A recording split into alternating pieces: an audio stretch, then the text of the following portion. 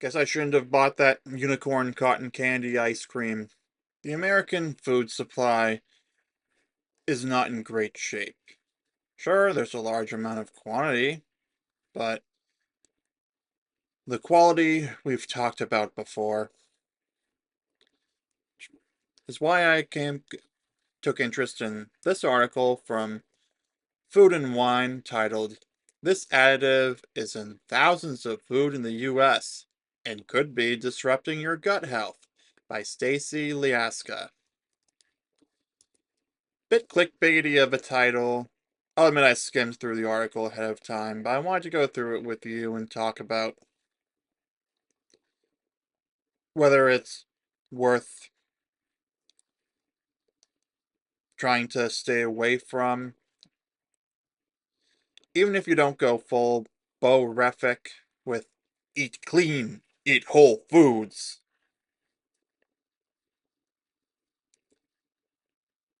I don't know. I just know that I'm striving to do better, as Sam Wilson would say to do. But before we find out what this additive is together and what exactly it could be doing, be sure to give this video a like, subscribe for daily videos, and comment your thoughts on all this. Alright, the key points. Titanium dioxide nanoparticles can disrupt the production of gut hormones, leading to impaired blood sugar regulation, appetite control. Remains widely used in more than 11,000 US food products, even though it was banned in the EU in 2022 due to concerns about DNA and cellular damage.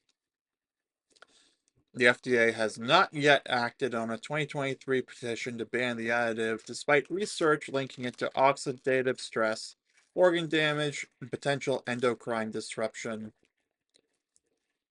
Hey, with a petition already there, RFK might have a quick and easy win.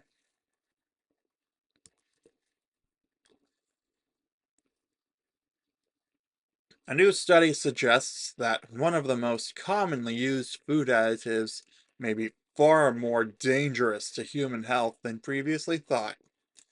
In the upcoming August issue of the journal Food and Chemical Toxicology, researchers from Jiaxing Nanhu University in China presented their findings on titanium dioxide, a commonly used synthetic white pigment found in approximately 11,000 food items in the US. That's a pretty big net. The Guardian explained that in the new research, scientists studied the impact of titanium dioxide nanoparticles on the endocrine system of mice. To reach their conclusion, the team divided the mice into three groups: those who fed titanium dioxide nanoparticles, those given larger microparticles, and a control group. The group that received the nanoparticles exhibited lower levels of several types of critical gut hormones, which are typically secreted by enteroendocrine cells. Researchers explain that this indicates titanium dioxide may disrupt blood sugar levels, leading to the mice's inability to manage their glucose effectively.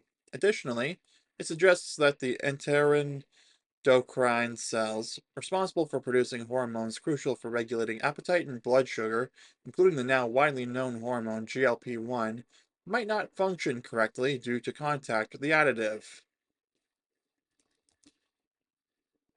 Not looking good so far.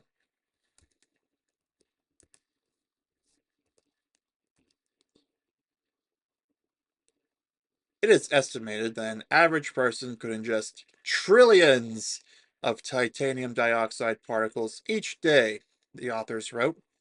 As the first internal defense against these particles, the gut will be in direct contact with them. Moreover, research has shown that the determination of intestinal stem cells' fate is largely shaped by environmental factors rather than by the inherent characteristics of the cells themselves. Meaning, you really are what you eat. So that Fruit Gushers ad where the people's heads turned into fruit was right. Any of you remember that commercial from the early to mid 2000s? Might have been late 2000s. Food commercials were really surreal at the time. I wouldn't know what they're like today because I typically avoid ad based viewing platforms, like how I have YouTube Premium. I use Apple TV Plus and Prime Video, and I literally pay to remove the ads from Prime Video because fuck the advertisers. It's worth every penny to not have to deal with these disruptions. But before I let that disruption go on too long, let's get back to the article. As Food and Wine previously reported, in early June, the candy makers behind Skittles announced that they're removing the ingredient that gives the candy its famous glossy look from products sold in the US. However, it remains present in various candies, pastries, and sodas available worldwide and throughout the US. The ingredient was banned in the EU in 2022 after research could not rule out the possibility that it could cause potential DNA damage. That is some pretty deep cutting damage right there. Titanium dioxide also garnered special attention in the White House's Make America Healthy Again report, which states that it may cause cellular and DNA damage. The White House report also referenced a 2022 study that concluded the ingredient could lead to oxidative stress. The study noted that the stress might also result in adverse reactions such as colorectal cancer, liver injury, reproductive toxicity, cardiac and kidney damage. According to the US FDA, it continues to regulate the use of titanium dioxide in foods. However, it noted that it is currently reviewing a color additive petition filed on April 14th, 2023, asking it to revoke access to its use. To date, the FDA has not taken any action on the petition. Blame the bureaucracy. They have to move slowly. Yeah, I once watched a Tailosive Tech live stream where he pointed out that the American government is designed to run slowly, and considering the story of the founding and the no taxation without representation stuff, I think he's onto something. I mean, I can totally see it. The founders were probably like, to prevent tyranny, we shall have the government operate as slowly as possible. And I remember in the book Small Steps, it's the sequel to Holes, for those of you who haven't heard of it. When Armpit and X-Ray go to they're around the Capitol building in Austin, I literally remember a passage where Armpit, who's the narrator of the book, mentions that the Texas Congress only meets every other year to, quote, minimize the damage that they do. Okay, I'm all for keeping government interference to a minimum or in healthy doses, but I think that only meeting every other year, meaning they're not operating for an entire year, I don't think that's a good idea because, yeah, I can't say they're great. I mean, I don't live in Texas. I've never been to Texas, so really say, I can't really comment on Texas in terms of that, but I can say if the federal Congress only met every other year, I mean, there'd be far less stories about what's going on with the back and forth, and I'm honestly not sure that any less would get done because they're so divided at this point that that's why nothing gets done, and that's why executive orders tend to be how things happen. I'm pretty sure the last time Congress actually passed anything that was signed into law was the TikTok ban. And that's why the Supreme Court unanimously upheld it. It was passed by the duly elected Congress for both the House and the Senate, and the duly elected president signed it into law. It went through the process the way it's supposed to be, so they were like, yeah, this is staying in place.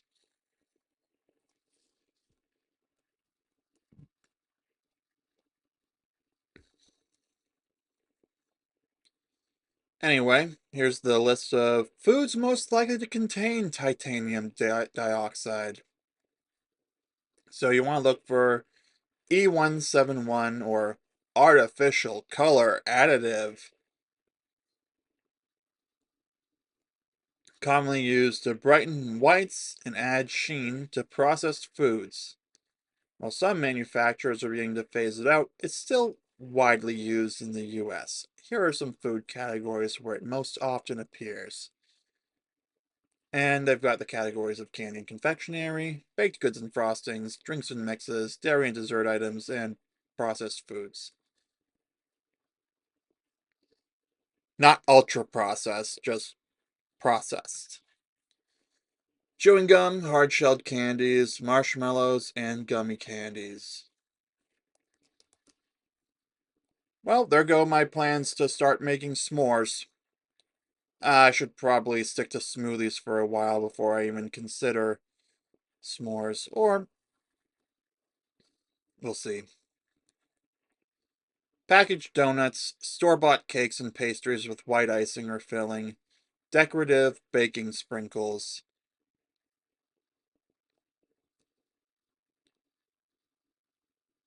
Well, for the time being, I don't have any events I can foresee where there's going to be cake.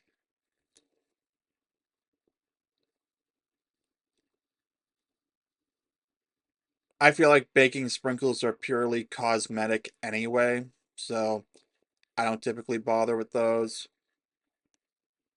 Packaged donuts, I could have ChatGPT make a recipe for donuts if I wanted to do that, so I'm not really worried about this. I can easily avoid packaged donuts this way. Powdered coffee creamers, flavored powdered drink mixes, some sodas with bright or opaque hues. Got it. No more Fanta orange.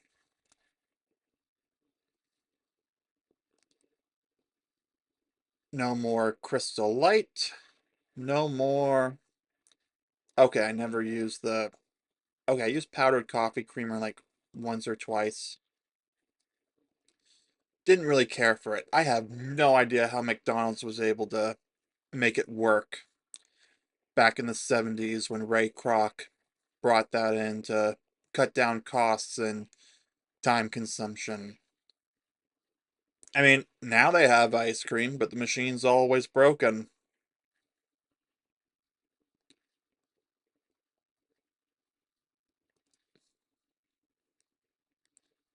Dairy and dessert items. This is going to affect me personally. Flavored yogurts, ice cream, and frozen desserts, especially vanilla or brightly colored varieties, and pudding cups. Well, guess I shouldn't have bought that unicorn cotton candy ice cream at Star Market last week.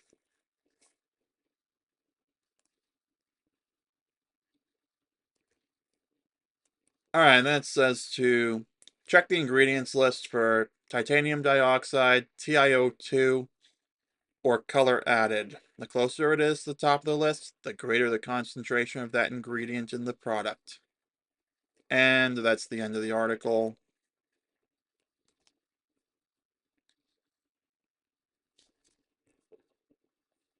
Well, I mean, with smoothies and such, I think I can let go of ice cream for now.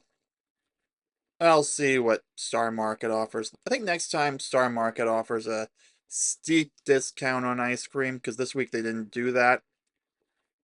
I'm gonna have to take a look at the ingredients list. Actually, I could do that on the website right now.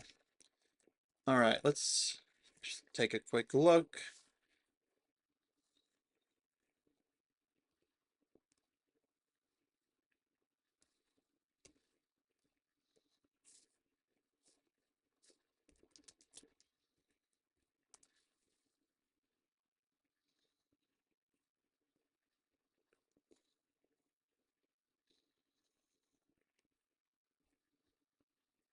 Alright, I've got the ice cream search results here. Alright, let's read the ingredients. Skim milk, cream, sugar, Moose Tracks fudge swirl, powdered sugar. Okay, nothing about that titanium dioxide. If only there was, I could control F this, meaning hold down the command button and F and then just type in what it said to look for. But so far, looks like store brand Moose Tracks brownie ice cream is good to go. Although there is vegetable oil, but I don't think that seed oils are bad unless they're all the time. If you have it all the time, that's a different story.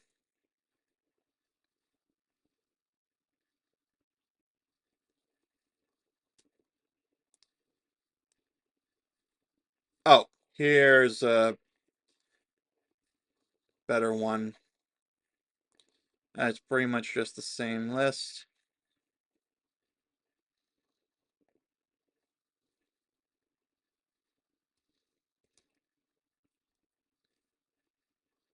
Well, looks like store brand ice cream is safe to go with for now.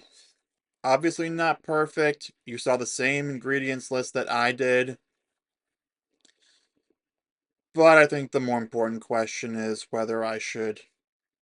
This is why I only buy ice cream when I have the steep discounts, which, like I just said, didn't happen this week, so I'm just going to leave it here for the video. You let me know in the comments down below what you think of all this. Give this video a like, subscribe for daily videos, and I'll see you soon.